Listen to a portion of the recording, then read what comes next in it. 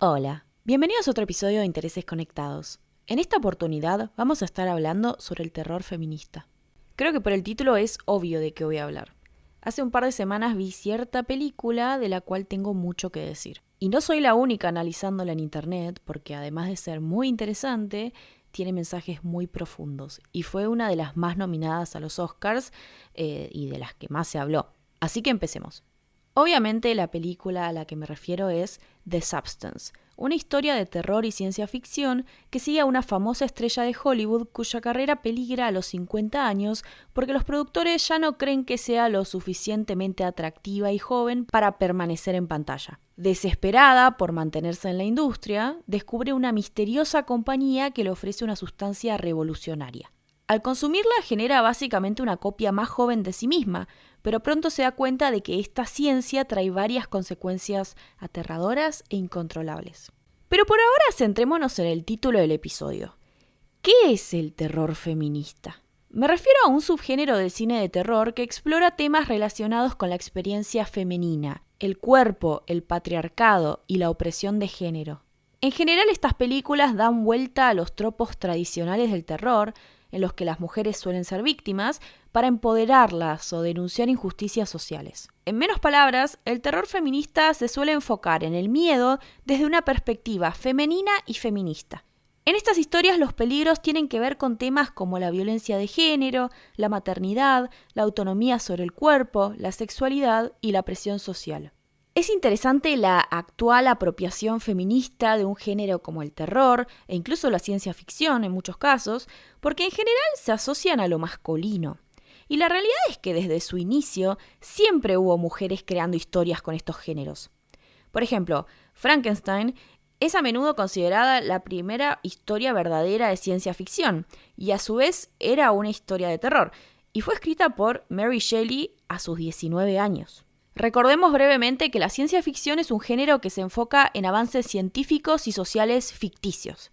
En el caso de Frankenstein lo vemos en la historia de un científico que da vida a una criatura creada con cadáveres, algo que es imposible con la ciencia y tecnología que conocemos hoy en día. Y esa historia usa un método científico falso para hacernos reflexionar sobre la moral científica, la creación y destrucción de vida y el atrevimiento de la humanidad con su relación con Dios. En The Substance también vemos una mezcla entre terror y ciencia ficción. Repasemos un poco la trama, por si vieron la película hace un tiempo y no se acuerdan tanto. Si no la vieron, recomiendo que lo hagan y vuelvan después, porque voy a spoilear toda la historia. La protagonista de la película es Elizabeth Sparkle, una estrella de cine de Hollywood en decadencia, que cuando cumple 50 años es despedida de su programa de televisión por su edad.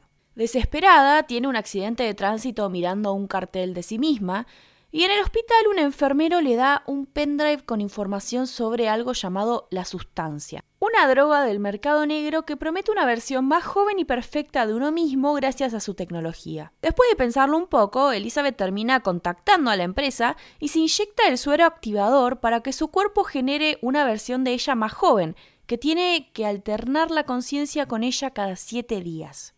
Esta nueva versión, Sue, se vuelve famosa rápidamente y consigue ser la protagonista del programa de Elizabeth, que pasa sus 7 días de conciencia deprimiéndose viendo todo el éxito que tiene Sue. A Sue le empieza a dar asco el estado de Elizabeth e ignora el programa de intercambio de conciencia, lo que provoca un envejecimiento acelerado en Elizabeth. Con el tiempo esta situación es cada vez peor y ambas se ven como individuos separados y se desprecian mutuamente. 3 meses después, Sue se queda sin el líquido que estabiliza su existencia y tiene que intercambiar conciencia para reabastecerse. Cuando lo hace, Elizabeth se transforma en una anciana. Enojada, se despierta, intenta matar a Sue, pero termina arrepintiéndose. No podemos decir lo mismo de Sue, que termina asesinando a Elizabeth cuando puede. Sin embargo, desde el principio la ciencia detrás de la sustancia fue muy clara.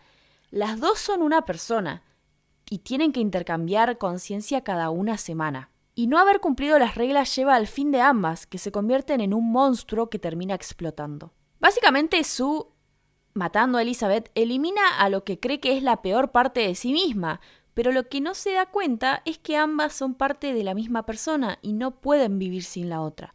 Y esto, en una escala menos exagerada, obviamente, lo podemos aplicar a nuestras vidas. Después de asesinar a Elizabeth, Sue usa la sustancia para crear otra nueva versión, todavía mejor, pero el resultado termina siendo un monstruo con trozos de los cuerpos de ambas. Y ahí entramos en una parte muy literal de la película. Este monstruo empieza a sangrar en un escenario y obliga al público presente a enfrentarse cara a cara con el fruto de su creación. La presión social por ser bella y joven es la culpable de que Elizabeth haya terminado así. En esta historia, entonces, el terror feminista se manifiesta a través de la presión social que enfrenta a la protagonista por envejecer en una industria obsesionada con la juventud y la apariencia. Esta película critica los estándares imposibles de belleza y la cosificación de las mujeres en Hollywood, mostrando cómo la protagonista recurre a una solución extrema, en este caso una sustancia que crea una versión más joven de sí misma, solo para descubrir que este remedio tiene consecuencias aterradoras. Pero trayéndolo un poco al mundo real, por ahí podríamos decir que es el ejemplo más extremo de una cirugía plástica y los intentos desesperados de todas las celebridades de parecer más jóvenes. Además, la historia juega mucho con el concepto de identidad y control sobre el propio cuerpo, un tema bastante recurrente en el terror feminista. La idea de que la protagonista pueda ser reemplazada o despojada de su autonomía por su propia copia refuerza una crítica al sacrificio que las mujeres tienen que hacer para cumplir con expectativas sociales inalcanzables. Y en esta línea no trata solamente sobre la presión social y los estándares de belleza. También hace mucho énfasis en el autoestima, el odio a uno mismo, la adicción y hacerse daño a uno mismo. Elizabeth no toma buenas decisiones ni decisiones sanas. Antes de que empiece la película pareciera que lo único que hacía en su día a día era su programa de televisión. No vemos que tenga ningún amigo ni que tenga familia, solo interactúa con la gente de ese canal.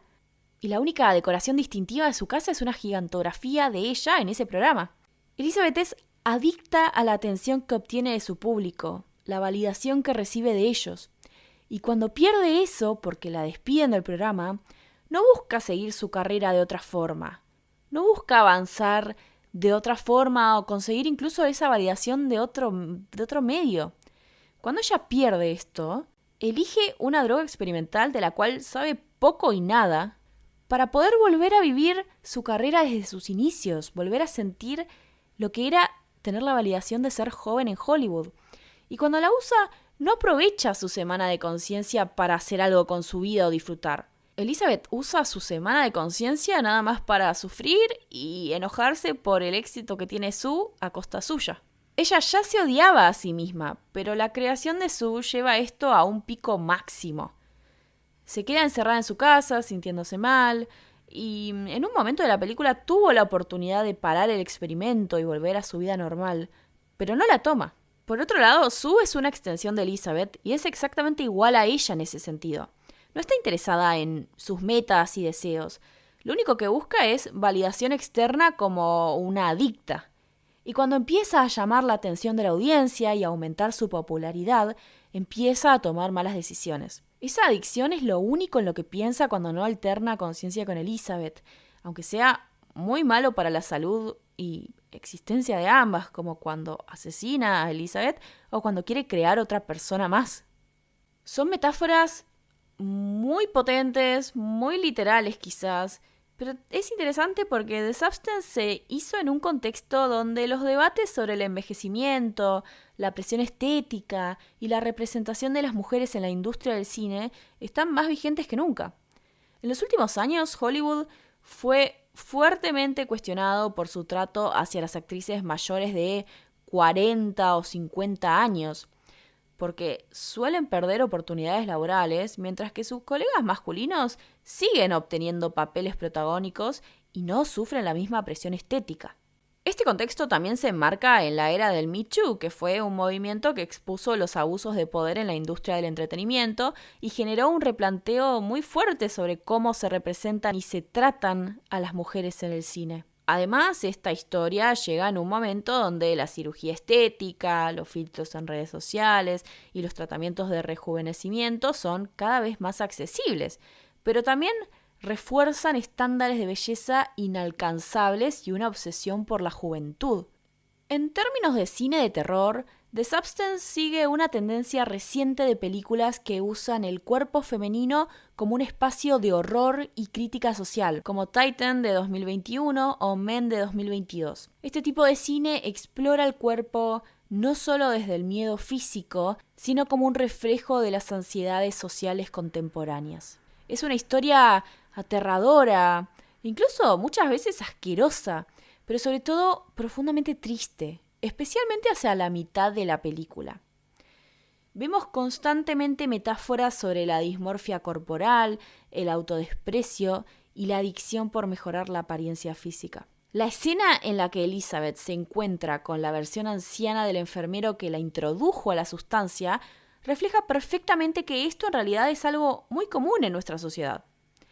Ambos se volvieron adictos a sus versiones más jóvenes y hermosas, hasta el punto de no poder seguir las reglas de la ciencia que las creó. Y eso me lleva a preguntar si alguien que se haya animado a exponer su cuerpo a esta ciencia tan extraña para crear una copia más joven de sí mismo, pudo alguna vez usar el método de alternancia de conciencia correctamente.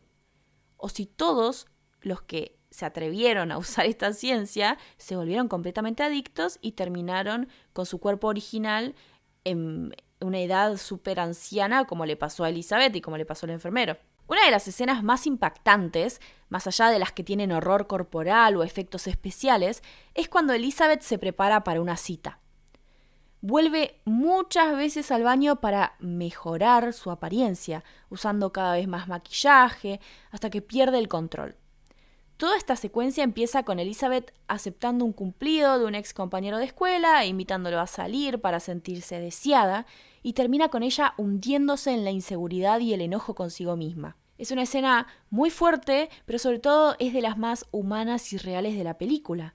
La sociedad en la que vive le dice constantemente a Elizabeth que ya no vale más, que su importancia tenía una fecha de vencimiento y que ya llegó.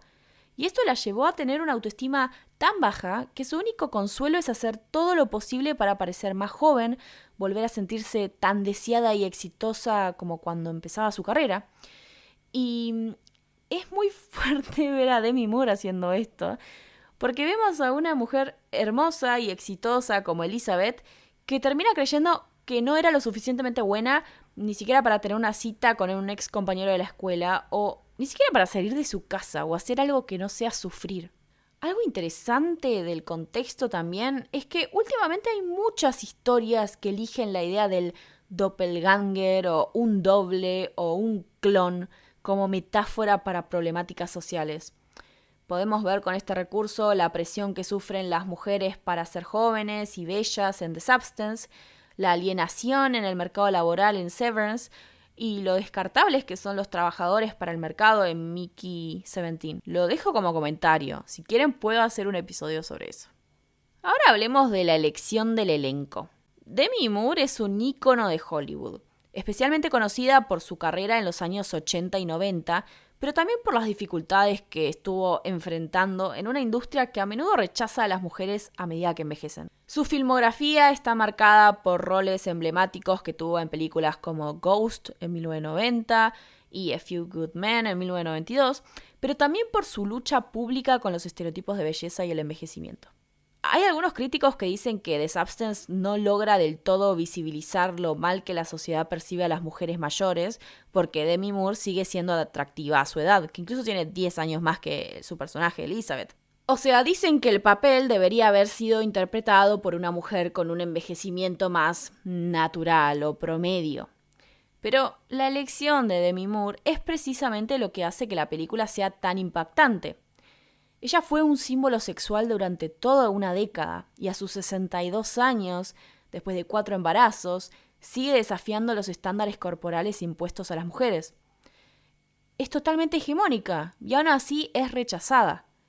Y esto un poco refuerza lo despiadadas e inalcanzables que son las expectativas sociales y suma a la sensación de ridiculez que la película busca resaltar. Margaret Qualley, hija de la actriz Andie MacDowell, es una joven actriz que ganó visibilidad en los últimos años. Y ella representa una nueva generación de actrices jóvenes, una que es consciente de los retos de la fama y las expectativas de la industria, pero también de la libertad y la oportunidad de redefinir lo que significa ser mujer en Hollywood. Sobre todo ella, que también su mamá es actriz, ¿no? Su participación en The Substance, en el papel de la copia más joven de la protagonista, tiene una fuerte resonancia simbólica. Ella encarna la juventud que se desea y al mismo tiempo las sombras de lo que puede significar perder la identidad para cumplir con un ideal superficial. Vemos acá un juego entre generaciones, la generación anterior y la posterior en la industria del cine. Una situación que está marcada por la competencia y la presión por ser siempre joven y perfecta. Y el contraste entre ambas actrices, una arrancando su carrera y otra con ya muchos años de trayectoria, subraya todavía más el dilema central de la película, lo que significa ser mujer en Hollywood, con todo el peso de las expectativas externas y la lucha interna por mantener la identidad. El nombre de Sue no me parece un detalle menor.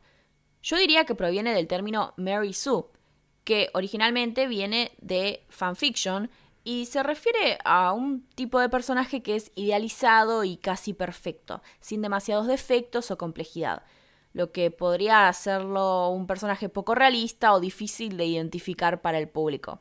Y aunque Mary Sue originalmente se refería a personajes femeninos, con el tiempo se empezó a usar también para personajes masculinos, o a veces también le dicen Gary Stu o Marty Stu. Una Mary Sue suele ser un personaje extremadamente competente, atractivo, querido por todos los demás, y en general sin muchas vulnerabilidades o debilidades que lo hagan más humano o, no sé, relatable. Este tipo de personajes tienden a ser un reflejo de los deseos del autor y suelen carecer de un arco de desarrollo real, porque ya son demasiado perfectos desde el principio. El término fue acuñado en 1973 por la escritora Paula Smith en una parodia de Star Trek, donde el personaje Mary Sue era una joven oficial que parecía ser un modelo de perfección. Era talentosa, hermosa y tenía una relación casi mágica con todos los personajes. Que Sue de The Substance se llame de esta forma probablemente esté haciendo un comentario sobre cómo la protagonista, o la versión más joven de ella, podría ser percibida como una figura idealizada, un reflejo de los deseos superficiales de la sociedad o de la industria. El nombre puede estar entonces indicando que esta versión joven de la protagonista tiene una perfección que no es auténtica ni alcanzable, sino que es algo creado artificialmente, igual que el concepto de una Mary Sue. Entonces, que Sue se llame igual que Mary Sue es claramente una crítica a los estándares imposibles que se le imponen a las mujeres, especialmente en el contexto de la belleza y el envejecimiento, que es el tema central de la película. Y hablando de crítica, la película recibió muchos comentarios buenos de los críticos, múltiples nominaciones en premios importantes y ganó varios de ellos. De los más de 20 premios que recibieron, los más destacables son Mejor Guión en Cannes, Demi Moore ganó un Golden Globe a Mejor Actriz en Comedia o Musical, lo cual es bastante extraño, porque esta película me parece que tiene más sentido considerarla un drama a una comedia o un musical. Porque si bien muchas veces tiene un tono irónico, sarcástico, mostrando cosas como que son ridículas, no llega a ser una comedia, es claramente una crítica social basada en el terror, ¿no? Pero bueno, ganó ese premio y también ganó Demi Moore un premio a Mejor Actriz del premio del Sindicato de Actores. En los Oscars tuvieron 5 nominaciones y solamente ganaron un premio, Mejor Maquillaje y Peinado. Algo que obviamente era súper merecido, pero a mí personalmente me decepcionó un montón que no ganaran Mejor Dirección ni Mejor Actriz. Demi Moore me parece que merecía ganar ese Oscar a Mejor Actriz por haber hecho a Elizabeth, sobre todo por lo fuertes que fueron sus escenas. Y si uno se pone a prestar atención, es increíble que haya podido transmitir tanto, teniendo tan poco diálogo, porque realmente habla muy poco este personaje, y estando casi siempre sola frente a la cámara, porque su personaje sobre todo no hablaba mucho porque no interactuó mucho con casi nadie. Habló muy brevemente con la gente del programa al principio y después básicamente está sola. Entonces me parece que transmitir todo ese dolor en escenas sin diálogo, sobre todo la de la preparación antes de la cita, cuando se está maquillando y desmaquillando, es un retrabajo actoral y merecía ganarse ese Oscar. Ya todos hicieron el chiste, pero que no ganara el premio y lo ganara una chica tan joven como Mikey Madison por Anora es básicamente la trama de The Substance. A las mujeres de más de 50 años les cuesta muchísimo abrirse lugar en espacios como Hollywood, sobre todo con personajes que no sean la esposa de o la madre de. Y Coralie, la directora, hizo también un retrabajo y se merecía muchísimo ese premio. Yo les recomiendo mucho que vean un video que subieron a YouTube sobre el detrás de escena de la película, porque es impresionante la forma en la que se grabó. La mayor parte de los efectos especiales eran prácticos, o sea, no había simplemente una pantalla verde y edición digital, sino que usaron sobre todo prótesis, maniquíes de silicona, títeres y maquillaje. Y creo que así las metáforas visuales se sienten más crudas, más potentes, tienen este grado de crudeza y realismo que no alcanzás con lo digital.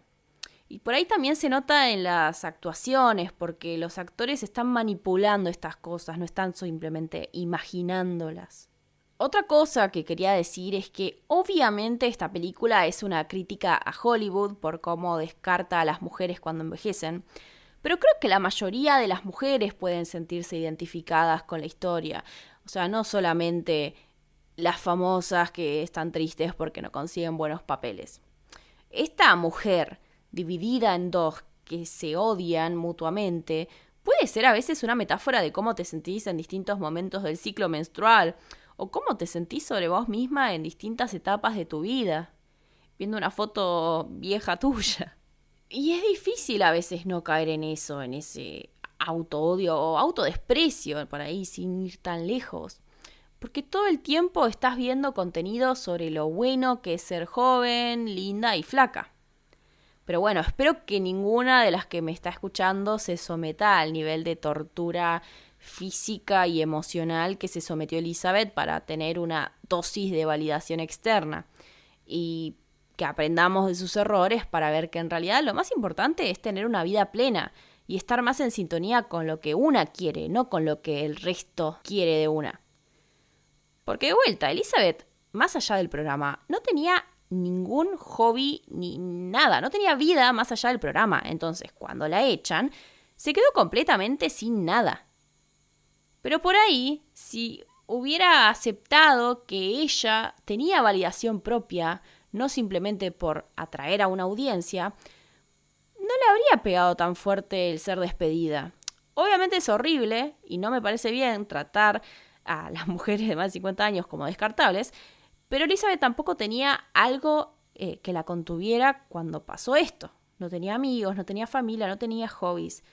Entonces, nada, en fin, esta película es una metáfora muy cruda, muy fuerte de lo ridículos que son los estándares de belleza que hay en la sociedad y específicamente en Hollywood. Pero también es una historia sobre el autodesprecio y sobre la importancia de cultivar la individualidad y de evitar caer en adicciones que terminen arruinándonos a nosotros mismos. Y en fin, con esta reflexión creo que podría ir terminando el episodio. Espero que les haya gustado y quisiera saber si les gustó la película, si opinan lo mismo que yo sobre ella y si querían también que gane los premios de los Oscars, que no ganó ninguno casi. Los veo en comentarios y nos vemos en el próximo episodio.